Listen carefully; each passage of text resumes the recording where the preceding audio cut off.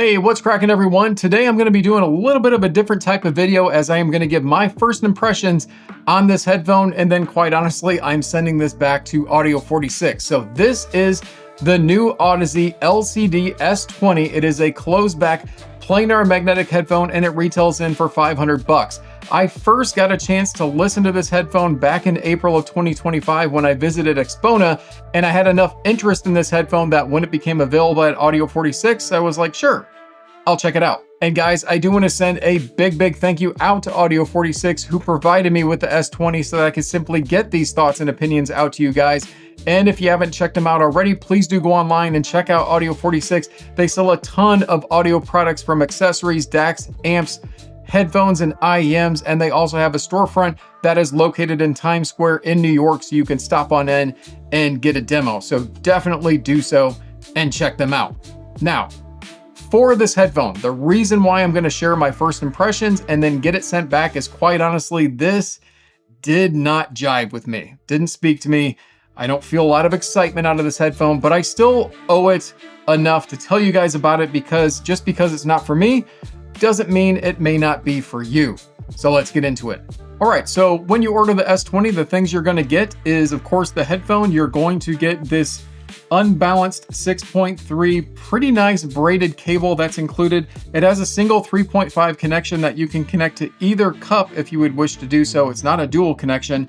And you're gonna get this adapter that is a 6.3 to 3.5, because I really do believe the use case of this headphone is more of a studio use scenario. And that's kind of a lot of Audeze's type headphones, is more of that reference type studio. We're gonna talk about that when we get into sound, but that is truly what you get inside of the box. There's no case or any kind of cherry on the top with this headphone, just simply what you see right here.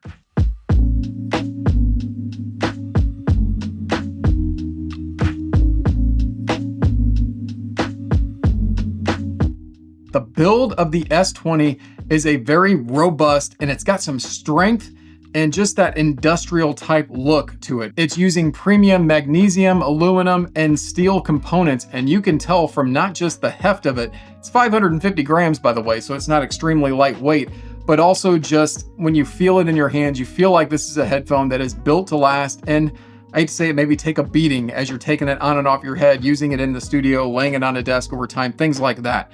It has slight cup swivel. It's got a decent amount of cup tilt.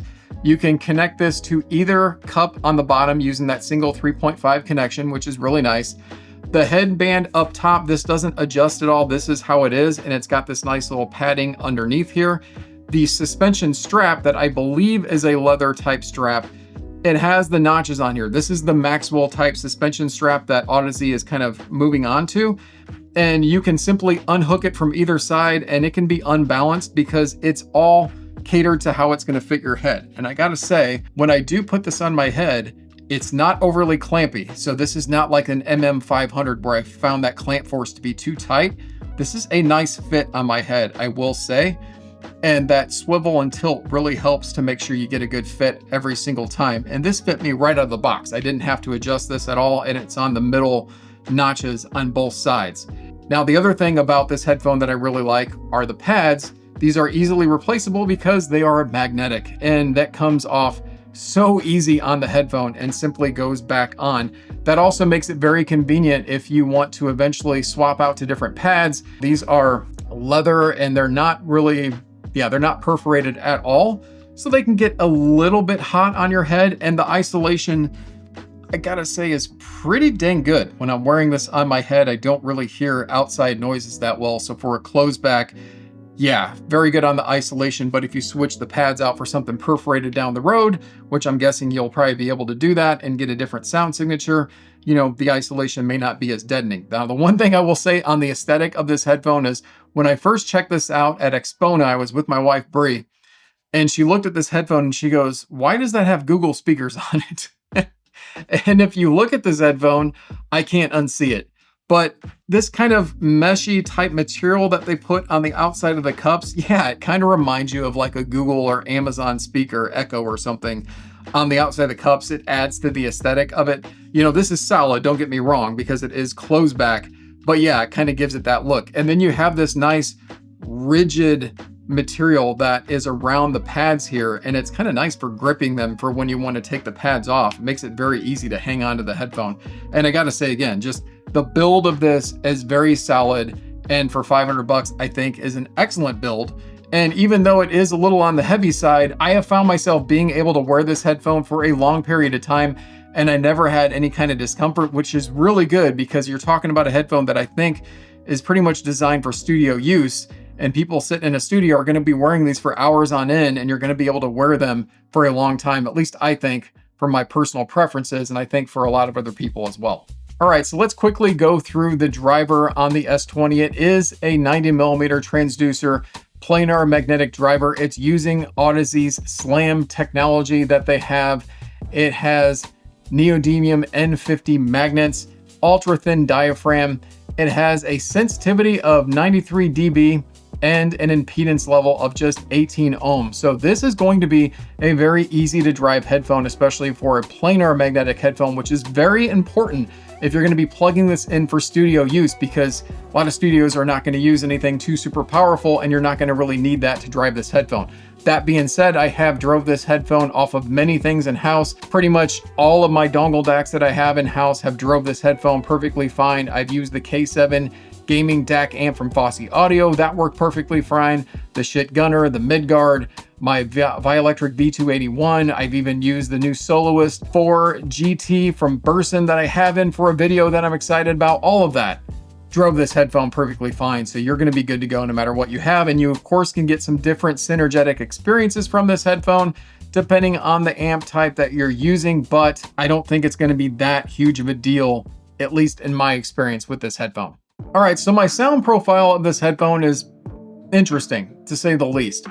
It's got a decent amount of bass extension to this, and I think a good reason for that is they need that there for studio use so that you can hear the information. It goes pretty well flat into the sub-bass region to where there's not a big drop off, but it also doesn't elevate as well. So there's not a lot of extra weight or thickness to that bass response.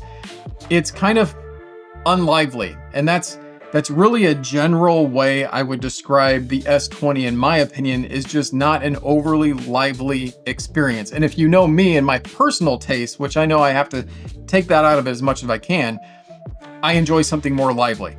So that's the first thing about the bass response. As it travels into the mid-range, that kind of maintains itself. It kind of stays flat through most of the mid-range to where it's just giving you how something sounds without any type of elevations or deviations at all through that sound signature. And when it gets to the upper mids, that's where things get a little bit odd, in my opinion. Now, in my opinion, I'm gonna preface that.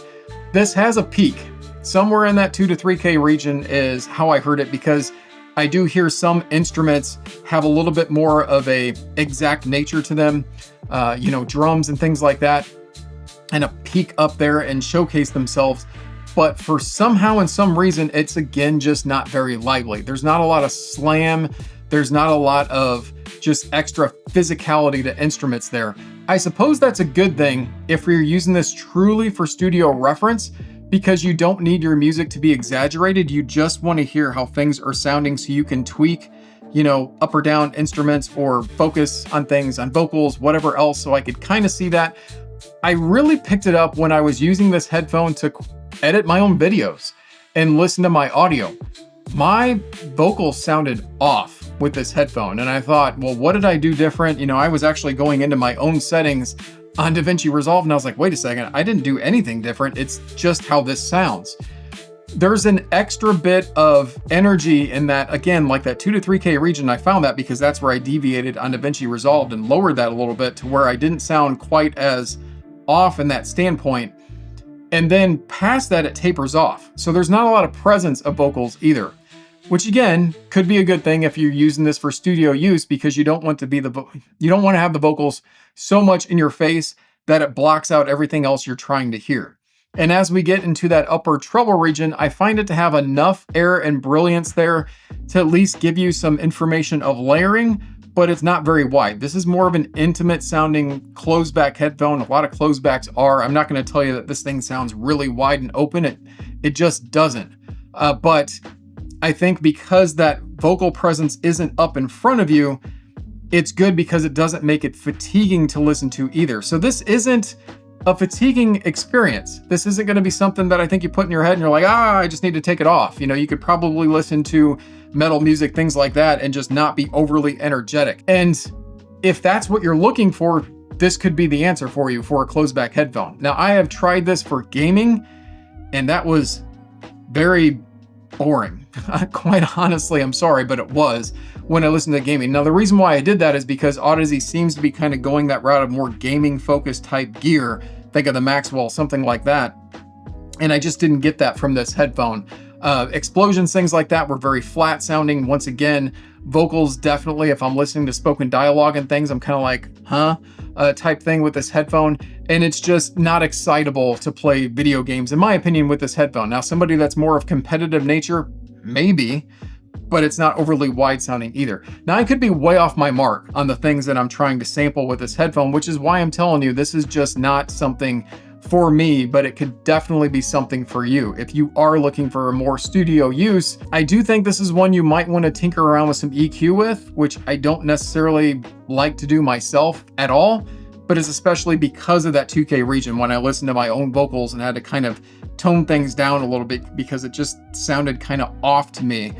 And I think the reason why it sounds off to me is because I'm here for music. I'm here to listen to music, to enjoy it, to be engaged in my gaming and anything else that I'm doing, and I don't get engagement out of this headphone. So that's quite possibly just not the use case for this headphone, and it's the reason why I'm sending this back to Audio 46. Not because I think it's a terrible sounding headphone, but because it's just not one that I feel a lot of excitement from, and I don't think definitely wasn't made for me. I mean, it doesn't have to be, but I don't know what audience outside of studio use this is necessarily going to be catered towards. And that's just my opinion. So take that for what it is. As I say many, many times through my videos, guys, don't get offended by my own opinions. That's just how I feel. So that's my thoughts on the Audeze S20. Beautifully built headphone, sturdy, robust. It's going to take a beating. I think it'll be good for studio use. Might need some EQ. And if you're looking for something overly excitable, I don't think this is it. So those are my final thoughts, guys.